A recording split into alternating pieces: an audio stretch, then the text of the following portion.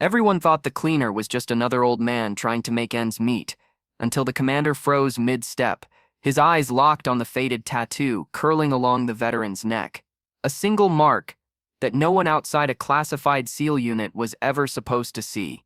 Before I tell you what happened next, tell me in the comments where you're watching from. I love knowing who's listening. The morning had been ordinary, trays clattering, laughter echoing off the walls of the SEAL mess hall. Then the old man walked in, quiet, invisible, his gray hair tucked under a faded cap, his back slightly bent, pushing a mop bucket that squeaked with every turn. No one knew his name. Most called him Pops. He moved like he'd done this for years.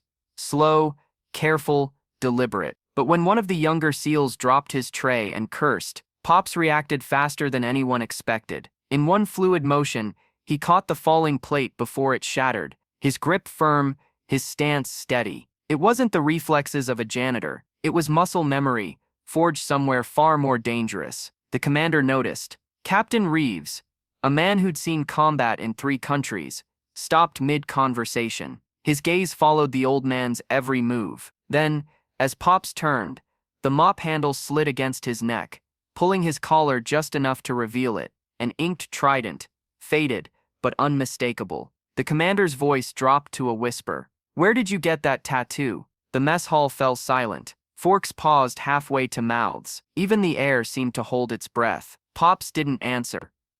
He just looked up, calm, steady, eyes pale blue, like the kind that had seen too many horizons and too many graves. "Earned it a long time ago," he said softly. Reeves stepped closer. "That's not a tattoo you earn. That's a calling. That's SEAL Team 6. A murmur rippled through the room. The younger SEALs stared, some in disbelief, others in awe. The old man's hands trembled slightly, not from fear, but from memories clawing their way back to the surface. He hadn't wanted this, not the attention, not the questions. He'd promised himself to stay invisible. After what happened in Kandahar, after the mission no one talked about, he'd walked away from the world entirely. Reeves motioned for everyone to leave, but a few stayed, pretending to clean up, unable to tear themselves away. "Your file was marked KIA, Reeves said, almost to himself. "They told us you never made it out." The old man sighed. "Maybe I didn't." And in that moment the commander understood. The haunted eyes, the silence, the way Pops never looked at the flag when the anthem played. He wasn't running from the world.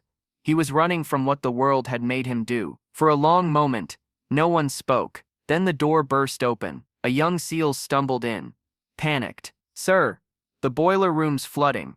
It's bad." Before the commander could respond, Pops was already moving, faster than any of them, down the corridor, his limp forgotten, his voice suddenly sharp, commanding. "Cut the main valve first. Don't touch that secondary line. It's gas-fed." The young men followed, shocked at how he knew the layout better than they did. Within minutes, he had them coordinated, like a trained unit, his calm voice slicing through the chaos. When the crisis ended, the commander stood watching, the old man drenched, hands steady, eyes clear. "You led that like a field op," Reeves said quietly. Pops gave a faint smile. "Some habits don't die easy." Word spread fast. By dinner, the whole base knew the truth. The quiet janitor was once Lieutenant Daniel Harlow, a decorated SEAL who vanished after a mission went wrong.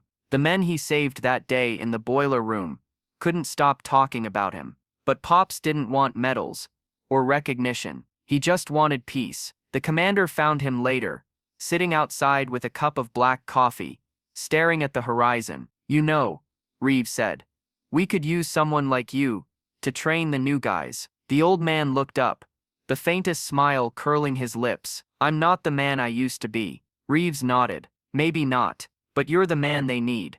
That night, for the first time in years, Pops walked back into the mess hall not as a cleaner, but as a mentor. The young SEALs stood and saluted him, not because of his past, but because of the quiet strength that had been right in front of them all along. Because courage doesn't always roar.